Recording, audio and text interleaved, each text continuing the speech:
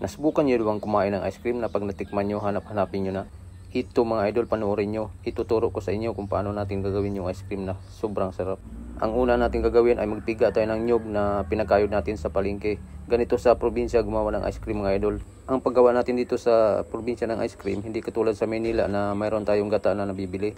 Dito sa probinsya, kailangan natin magkayod, magpiga, at napagkulo na tayo ng tubig para pangluto natin sa kasaba. Ang una natin gagawin ay ilagay natin yung kasaba dyan sa may tubo. Kung napapansin nyo, dalawang tubo po yan. So kalati-kalati ang kasaba na ilalagay natin dyan. At pagkatapos natin ilagay yan, ay sunod na natin yung tuno natin na pinigaan natin kanina, yung gata. So kapag malagay natin yung gata, so haluin na natin yan para matunaw yung kasaba bago natin ibuhos yung pinakulo natin tubig.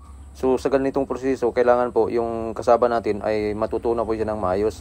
Para pagbuhos natin sa pinakulo natin tubig ay malutong-luto po talaga yung kasaba dyan. So sa mga nagtatanong po kung kailan ako magagawa ng ice cream, gabi po ako gagawa ng ice cream tapos pagkakinabukasan natin papalsahin.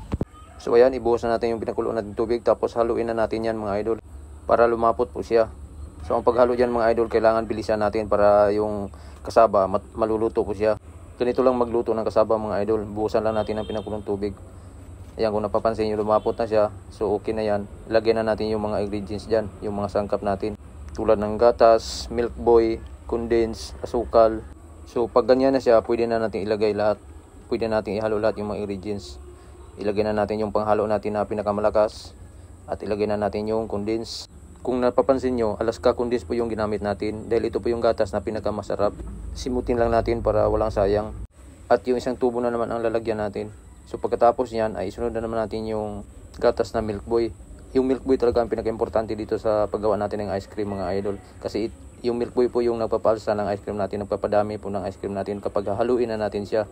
So pagkatapos natin ilagay yung mga condense, so haluin muna natin ng saglit para mahalo yung condense sa ice cream natin.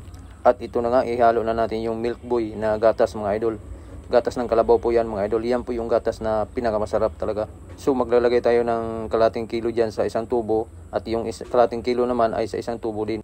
Tapos haluin na naman natin siya para mapino yung milk boy. Mahalo sa ice cream natin mga idol. So ganun lang po kadali.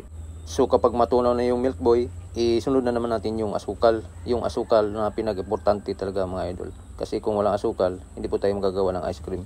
Maglalagay tayo ng asukal dyan na isa't at kalating kilo dyan sa isang tubo.